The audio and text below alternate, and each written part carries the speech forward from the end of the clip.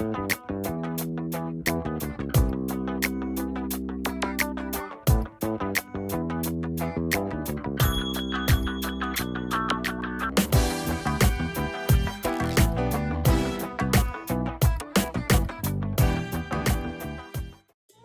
vous voulez assister à la leçon sur le comparatif, je vous invite à rester maintenant sur la vidéo. Si c'est pour le superlatif, rendez-vous plus spécialement à 4 minutes 35 de la vidéo. Le comparatif peut être de différentes formes. Comparatif de supériorité, par exemple « il est plus grand que moi ». Comparatif d'égalité, « il est aussi grand que moi ». Comparatif d'infériorité, « il est moins grand que moi », comme en français. Nous allons étudier la formation de ces trois comparatifs, en commençant par le comparatif de supériorité. Généralement, pour former un comparatif de supériorité, nous prenons l'adjectif, nous lui enlevons la désinence au positif, par exemple us, is, er ou ilis, et nous ajoutons yor au masculin-féminin, ius au neutre. L'adjectif se déclinera ensuite sur le modèle de la troisième déclinaison imparisyllabique, donc comme consul, consulis.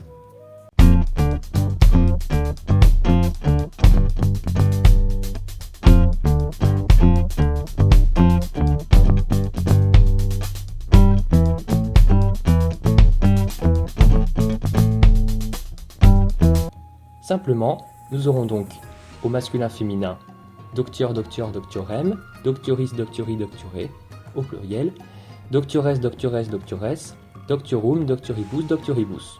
Puis au neutre, doctius, doctius, doctius, doctioris, doctiori, doctioré, doctiora, doctiora, doctiora, doctiorum, doctioribus, doctioribus. Donc comme consul, consulis au masculin-féminin et comme corpus au neutre.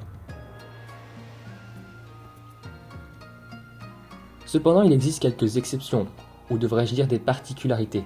La plupart des adjectifs en eus, ius et us forment une catégorie à part. Plus simplement, on gardera l'adjectif au positif et on rajoutera devant lui l'adverbe magis. Par exemple, pour l'adjectif idoneus, idonea, idoneum, nous aurons un comparatif de supériorité magis idoneus. Là où il y a plus d'exceptions, c'est que certains adjectifs sont complètement particuliers et à connaître par cœur. Par exemple, l'adjectif bonus, qui signifie bon, dont le comparatif est melior, melius.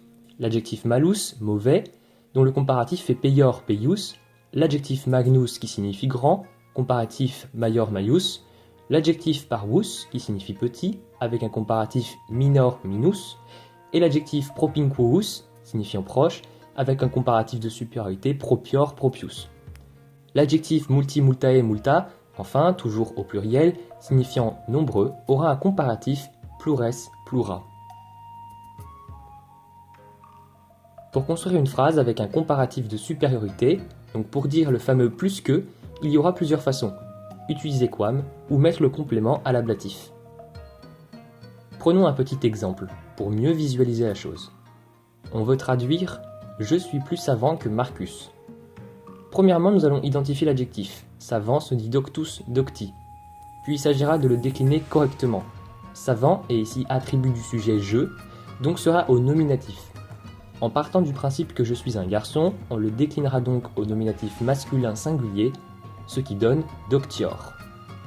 La phrase sera donc sum doctior, je suis plus savant, quam Marcus que Marcus, ou comme Marcus se décline comme un nom, deuxième déclinaison à l'ablatif on a Marco, je peux dire aussi sum doctior Marco, je suis plus savant que Marcus. Pour former le comparatif d'égalité et d'infériorité, c'est beaucoup plus simple. Pour le comparatif d'égalité, je rajoute avant l'adjectif au positif tam, par exemple tam doctus, aussi savant. Et pour le comparatif d'infériorité, il suffit d'ajouter à l'adjectif au positif avant minus, ce qui donne par exemple minus doctus, moins savant. Et bien sûr, la construction en phrase reste la même que pour le comparatif de supériorité, en utilisant quam ou l'ablatif. Maintenant que vous en savez plus sur le comparatif, nous pouvons regarder le superlatif. De la même façon, le superlatif peut être de différentes formes. Superlatif de supériorité, il est le plus grand, ou d'infériorité, il est le moins grand. Nous allons étudier la formation de ces deux superlatifs, en commençant par le superlatif de supériorité. Généralement, nous allons distinguer de même les adjectifs en us, is, er et ilis des adjectifs en eus, ius et ous.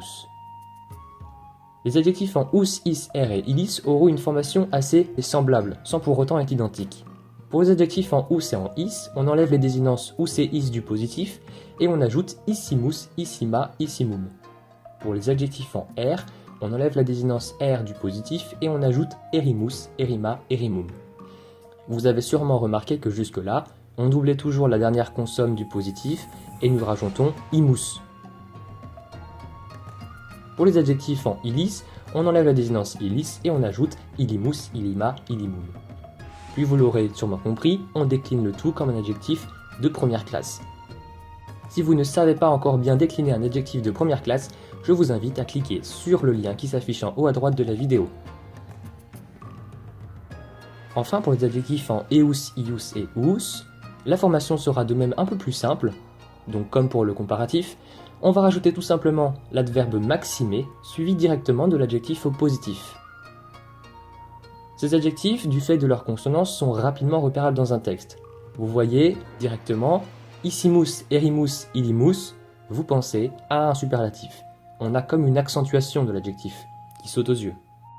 Par exemple, prenons l'adjectif doctus docti. Son superlatif sera doctissimus, doctissima, doctissimum. Comme il se décline comme un adjectif de première classe, on aura donc au masculin, donc sur le modèle de populus ou de dominus, doctissimus, doctissime, doctissimum, doctissimi, doctissimo, doctissimo, au pluriel doctissimi, doctissimi, doctissimos, doctissimorum, doctissimis, doctissimis, au féminin sur le modèle de bella ou de fama, doctissima, doctissima, doctissimam, doctissimae, doctissimae, doctissima, doctissimae, doctissimae, doctissimas, doctissimarum, doctissimis, doctissimis. Et au neutre, sur le modèle de bellum, doctissimum, doctissimum, doctissimum, doctissimi, doctissimo, doctissimo, doctissima, doctissima, doctissima, doctissimorum, doctissimis, doctissimis. Il existe enfin des exceptions, donc toujours certains adjectifs sont particuliers à connaître par cœur. L'adjectif bonus, bona, bonum qui signifie bon, a un superlatif optimus, optima, optimum, ce qui a donné optimal en français. L'adjectif malus qui signifie mauvais a un superlatif pessimus, donc ça nous fait penser à pessimiste. L'adjectif magnus, qui signifie grand, a un superlatif maximus, ce qui a donné maximal en français, le plus grand. L'adjectif parus, qui signifie petit, a un superlatif minimus, ce qui a donné minimal, minimum en français, le plus petit. L'adjectif propinquus, qui signifie proche, a un superlatif proximus. Et l'adjectif multi, multa et multa, qui signifie nombreux, a un superlatif plurimi, plurimae, plurima, donc toujours au pluriel. Comment construire une phrase avec un superlatif de supériorité pour dire elle ou il est le ou la plus adjectif de ou des? Il y aura plusieurs façons, soit utiliser ex plus ablatif, soit mettre le complément au génitif. On va voir tout ça plus simplement avec un exemple. On veut traduire « je suis le plus savant des hommes ». Premièrement, on va identifier l'adjectif « savant, doctus, docti ». Facile. Deuxièmement, on va le décliner correctement. Savant, de la même façon que pour le comparatif, nous l'avions vu, est attribut du sujet « je », donc sera au nominatif. En partant du principe que je suis un garçon, on le déclinera donc au nominatif masculin singulier, ce qui donne « doctissimus ». L'homme se dit homo hominis masculin. On aura donc à l'ablatif pluriel hominibus et au génitif pluriel hominum. Je peux dire donc sum doctissimus, je suis le plus savant, et hominibus, donc la préposition ex plus ablatif pluriel, ou une deuxième manière de faire qui se rapproche assez bien du français, sum doctissimus, je suis le plus savant, hominum, des hommes, avec un génitif pluriel, ce qui nous fait penser directement à un complément du nom. De la même façon que former un comparatif d'infériorité était assez simple, former un superlatif d'infériorité est également très simple. Il suffit de rajouter avant l'adjectif oppositif minime. On a par exemple minime doctus, le moins savant, et la construction en phrase reste la même que pour le superlatif de supériorité, et ou ex plus ablatif, ou complément au génitif. Voilà, à présent, vous savez tout sur les comparatifs et les superlatifs. Je vous invite à aller voir mes autres vidéos, notamment sur les adjectifs, première classe et deuxième classe, et les autres vidéos sur la grammaire et la conjugaison.